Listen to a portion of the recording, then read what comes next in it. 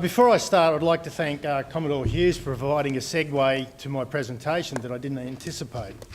Good afternoon, ladies and gentlemen. I'd like to thank ANI for this opportunity to speak to you today. QinetiQ is a proud sponsor of ANI and we look forward to continuing and developing our constructive relationship. I've been asked to discuss how industry can assist in the complex littoral environment from a technology and systems integrations perspective. Before I start, I need to reinforce that this is my presentation today and it doesn't represent the views of QinetiQ. Today, my aim is to stimulate some thought and discussion and to challenge you on the subject that has vexed the capability acquisition world for many years. How can defence appropriately acquire and update technologies that are rapidly developing?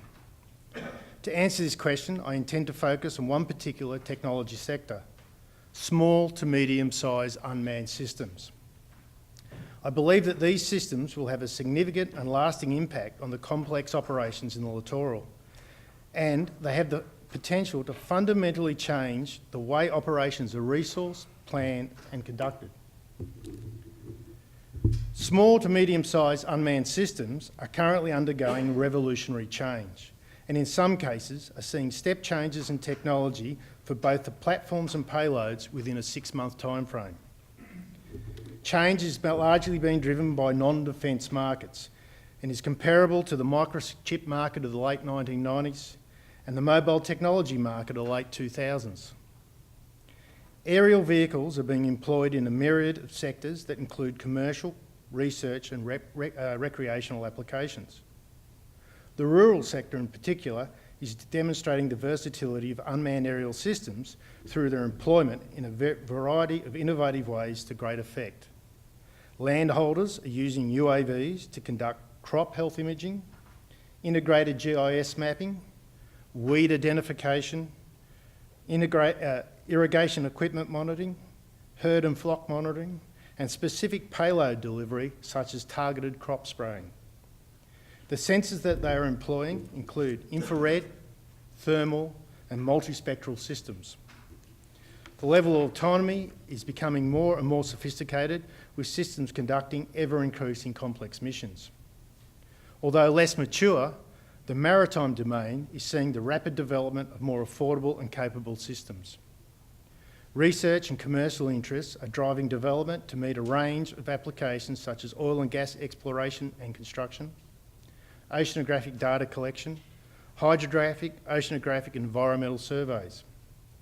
As an example, Michigan Tech have developed and demonstrated a low-cost underwater glider for littoral marine research, which they call the Ruffy.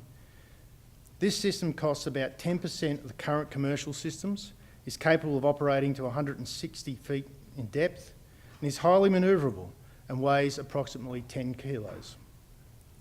Probably one of the most significant recent developments are the hybrid unmanned systems, such as Singapore's technology hybrid mini UAV. This system is capable of transiting from airborne to submerged operations. It can launch from a ship or a land site, fly for 15 minutes and then submerge. It can loiter for up to 3 hours and is capable of carrying a 3-kilogram payload. I think I can safely say that this marks the beginning of a new and important line of development of unmanned systems that will have implications on us all. As technology develops and becomes more affordable, mission profiles are changing. It should be noted that last week, ISIS successfully used a cheap commercial UAV to attack a Kurdish observation post. It does not take much imagination to see cheap UAVs being used to attack boarding parties in their boats or exposed areas on ships, not to mention critical enablers such as landing craft. The application of unmanned systems in the littoral is limitless. Possible employment opportunities range from advanced and persistent reconnaissance, land and subsurface mapping, beach reconnaissance, intelligence gathering, stores delivery, target acquisition, mine clearance and weapon delivery. It is reasonable to assume that the application and development of unmanned systems in the littoral is only limited by the user's imagination. However, I would contest that in the case of the ADF, the current capability acquisition system is the limiting factor. What do I mean by this? The current system is process-focused and has been designed to acquire relatively stable technologies that have medium to long-term refresh cycles. It is not designed or able to respond to a technology that is rapidly evolving. If defence is going to maximise the benefits of a quickly developing affordable technology, such as medium to small unmanned systems, then it needs to assess, develop, influence and acquire these systems within their technological refresh rates or risk acquiring outdated or unsupportable technologies. A new and innovative approach is required. It must rely on a network approach that is focused, flexible and responsive. In the case of small unmanned systems, it needs to accommodate technological refresh cycles of less than 12 months. In an attempt to provide a solution, I would like to offer the following hypothesis. An industry-led collaborative organisation offers the ADF the most appropriate, flexible and responsive mechanism to facilitate the timely acquisition of small to medium unmanned systems to support complex littoral operations. To support this hypothesis, 4 organisational tenets are required. Flexibility. In order to identify, resource and acquire appropriate unmanned systems in a timely and effective manner, the acquisition organisation needs to be capable of identifying changes in unmanned systems technologies, quickly commit resources to the new course of action in response to those changes, and recognise and act promptly when it is time to halt or reverse existing resource commitments. Bounded and focused. In a world of rapidly developing technology, it is very easy to become distracted by the latest new toy that has no real application to your outcome. I like to refer to this as chasing butterflies. In order to reduce the number of butterflies, the organisation needs to be focused on littoral operations and only deal with those systems that are applicable in the complex littoral environment. Outcomes focused, not outputs focused. The acquisition organisation should be measured against how it contributes to the improvement of ADF's ability to conduct complex littoral operations, not how many unmanned systems it acquires. This is true benefits realisation. This will encourage and enable the development of innovative applications of unmanned technologies and not discourage appropriate risk-taking. Collaborative and inclusive. The organisation's governance must facilitate collaborative behaviours between all of the participating organisations. It must be able to provide opportunities for small-scale developers and researchers. And most importantly, it must be inclusive and encourage partnerships. An industry-led organisation responsive to defence, operating under commercial arrangements will provide the required level of flexibility. One could suggest Defence already has RPDE, which should be able to fill this role. However, I would argue that RPDE still operates within Defence's accounting framework and lacks the required agility. An appropriate model may be to establish a non-for-profit organisation with an independent board that receives funding from Defence and or the private sector. Defence must ensure that any such organisation understands what is required and the context of the problem.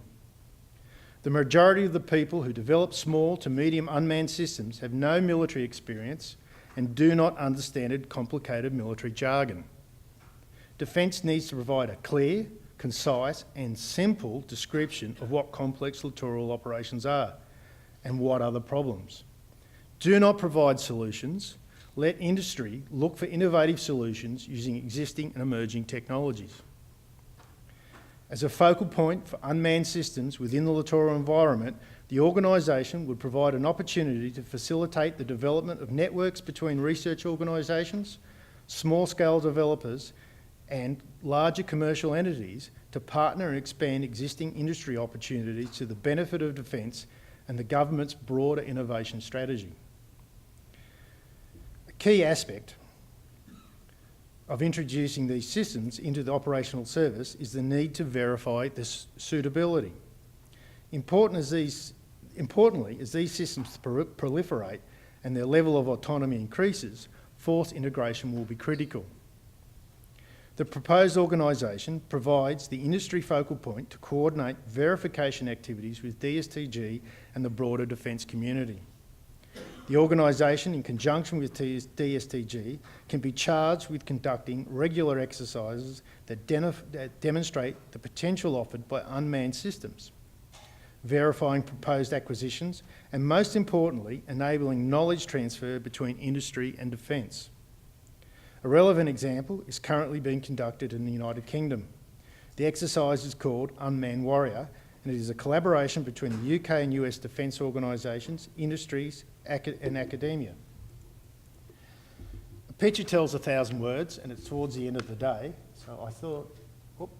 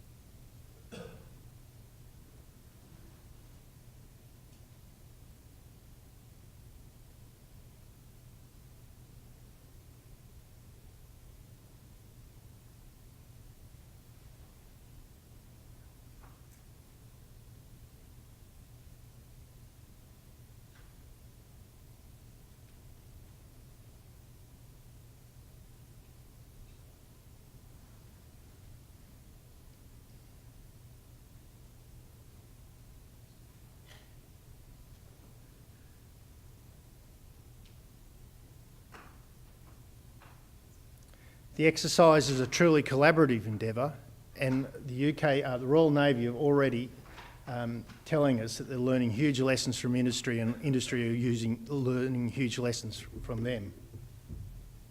Ladies and gentlemen, today I'll focus on what I believe is a critical technology sector that will have broad-ranging and significant impacts on how littoral operations are conducted.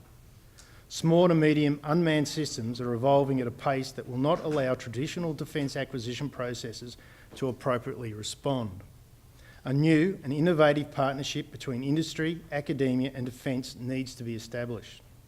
The intent of my presentation today was not to provide the solution, rather to stimulate discussion and demonstrate a need for critical thought on how we, as a partnership, can effectively deal with the challenge of rapidly developing technologies. Before I open up to questions, I would just like to comment on Cameron's statement about littoral, the statement littoral. I read this presentation out to my wife yesterday just to make sure I wasn't a complete klutz, and she said, I understood it all except for one thing. What's littoral mean? When I explained it to her, she said, oh, you mean amphibious operations.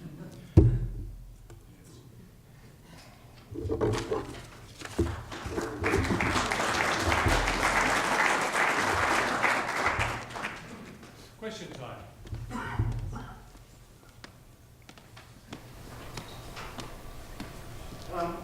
A significant contributor to the time frame of the process of acquisition, the accountability and de-risking activities that government sort of forced to us.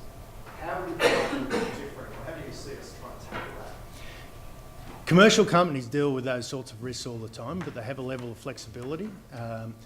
And we need to explore this, and that's why I provide an example of a non-for-profit organisation. Whilst it's responsive to defence, it operates within a commercial governance arrangement. So the decision-making cycle is much shorter. It's driven on realising benefit, and it doesn't get caught up in a process that needs to be there that's very accountable for large sums of money to the public. One thing defence industry can bring is flexibility in decision-making cycles and acquisitions and looking at things, and they're willing to take a certain level of risk. If you can put a governance framework over that, then you can achieve that. What you're actually doing is getting the best out of industry to help you. Please wait for the mic, because otherwise it won't get recorded. Not necessarily a bad thing. Cliffy. Stu, for the first time. Noting the data-constrained environment that major platforms particularly exist with in the littoral environment, using those small to medium autonomous or unmanned vehicles as you're proposing, how would you solve the problem of getting the commands in and the data out? I mean, as systems become more autonomous, they can plan. We now have underwater vehicles that you can give it a mission profile or a mission to do.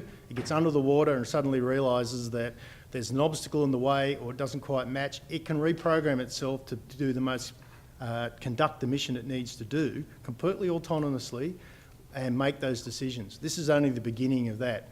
When you talk about data transfer, let's say for a persistent reconnaissance thing, if we move to, for example, micro-type unmanned systems that are cheap, you can saturate an area and they can operate in a Bluetooth environment and there's one system that's streaming up.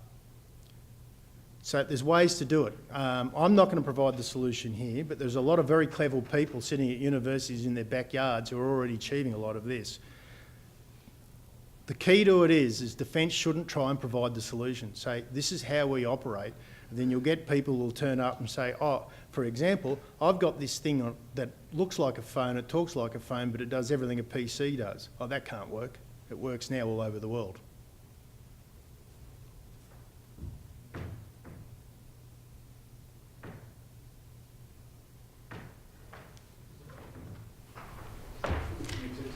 Mr Taylor,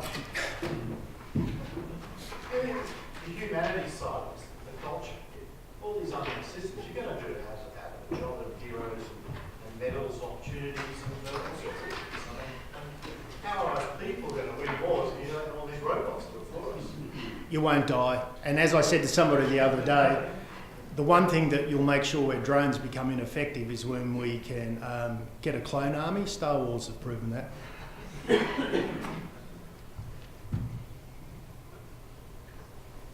What are the vulnerabilities of a drone aviation attack on us by comparison with a missile attack, which is high speed? Does their slowness give them a vulnerability that we can exploit? It may, but also it may be an advantage. We're looking for fast missiles, yes, large things, but if a small drone about that big in a swarm attack or even a single one can be used quite effectively. It only has to carry a couple of kilo of high explosives. You'd fly it into the bridge door because we don't shut the bridge doors because it's too hot. Tom.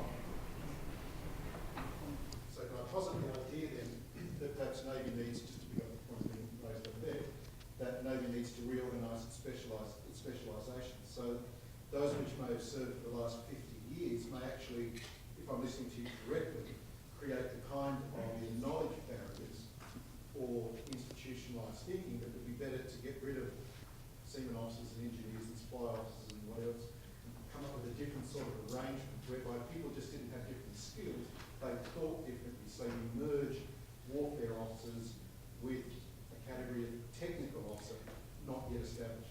No, that's not what I'm saying. What I'm saying is that you can use, the military is good at what the military does. They're specialised in what they do. It takes a long time to learn how to conduct efficient and effective military operations. But there's a whole bunch of people in the big bad world that all they do is sit down there and look at problems and apply technical solutions to them, and most of them fail, but a lot of them work. Use the power of innovation outside. I suppose my message to link it all together is that it's well and good for defence and the government to ask industry to innovate, but innovation goes both ways. If you can't innovate your processes to accommodate innovation in the technology sector, you'll never get innovation into your organisation.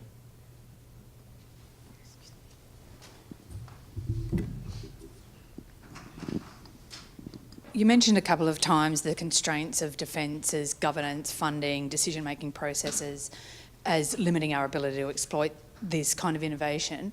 Do you think that the big prime movers in industry suffer from the same issues, and that this is a space where we'll actually see the overwhelming digital type disruption that has affected other industries?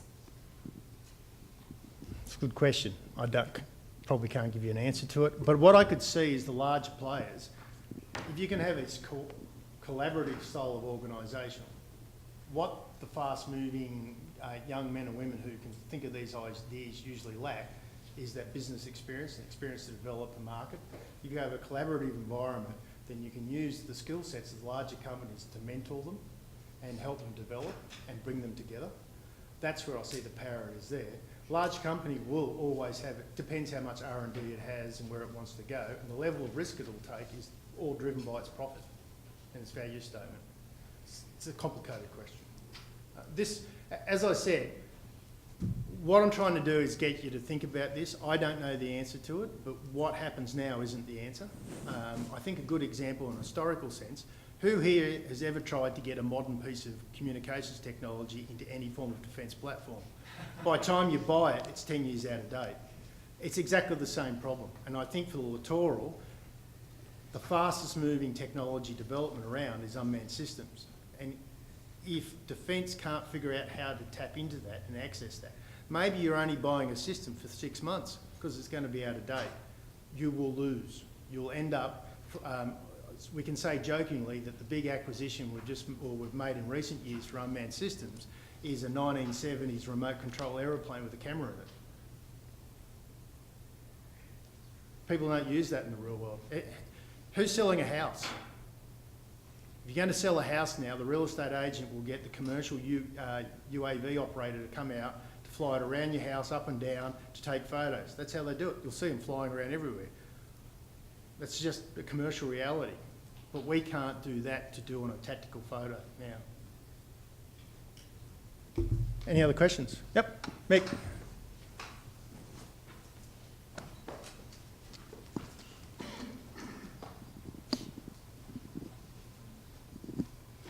Thanks for your thoughts, Stuart. I enjoyed your presentation and the thoughts behind it. I'd like to make an observation first and ask a question. Firstly, Navy's going to go into a continuous shipbuild program. As part of that continuous shipbuild program, we're going to have a continuous design phase. Otherwise, we're going to start with a ship that's designed in 2000 and we'll have a 2000 design in 2050. So the innovative thinking you're talking about, we're going to have to adopt in the major platforms anyway. So I enjoyed your thoughts. Can I ask, I know where you've come from Navy, and do you think the reason we haven't started looking at this is because we don't have a clear strategy and someone in control of that strategy in the old DGMD now moved into the program officers? For the continuous shipbuilding project, it's a well-timed question because I've just finished writing a report on Ship Zero for Commodore Hughes on that one. 4 major step changes for those for the medium mature technologies that you see in big ships and everything there. Industry recommended that a 5 to 6 year step change because that way they can keep on top of it. These smaller scale, very rapid things that have probably a disproportionate effect.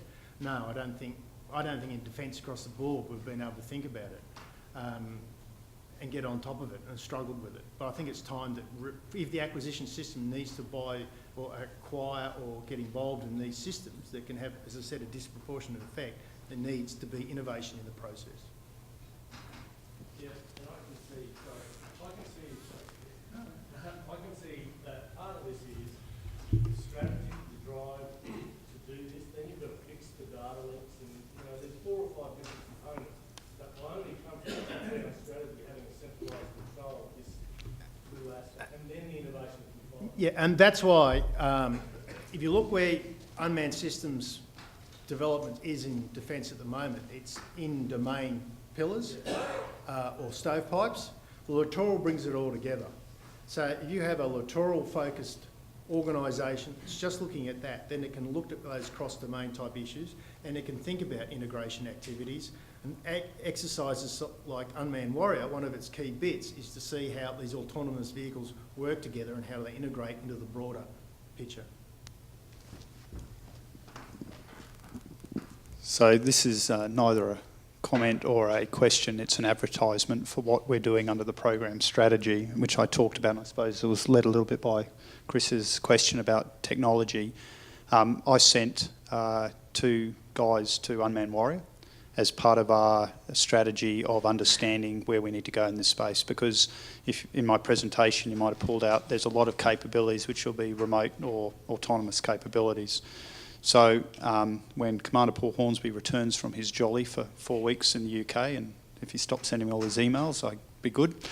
The aim is we will develop I'm going to get him to develop a autonomous strategy around S&T, T&E, to tie in that with an aim point on the next TTCP 18, which is in Jervis Bay, an ad for those who may be interested in the technical cooperation program with the Five Eyes, with an aim of how do we bring industry, academia, DSTG, the military operators together around to work towards that milestone. Other thing Paul has done for us, he's written a MHP or littoral CONOP or CONEMP, I forget what he's called it, which tries to describe the environment and the capabilities and what we're seeing to do. So we've got something to underpin why we would have some sort of S&T, T&E type structure. With all this, nothing will happen without resources, and I think from a people sense, I've got the resources. What I need to do is work out how to get money to either help industry or to be able to fly people even from A to B, or let alone get technology in. A big part of that will be getting industry on board, and part of Paul's challenge is to work with the new head of industry division, Kate Lewis, and her team about how we access the innovation hub and the funding which goes with that, that S&T work with DSG will have, and pulling together, I suppose, an autonomous underwater type program, because I think there's a great scope. And the other thing is for me to argue in 5 or 6 years' time for the next 5 years of those sort of capabilities, I need a track record of evidence to say that it's worth investing the sort of money we're talking about in that. So I think there's a conversation you and I can have about, based on that idea, this is the concept I want to build, but I need to do it in a holistic view of now what Defence is trying to do around innovation. And CN is very keen for us to pursue an innovation, but we've got to come up with a concept. So it's early days, but the motivation is there. Thank you, Phil. Thank you, sir, for the comment. Thank you, Stuart. Thanks. Very good indeed.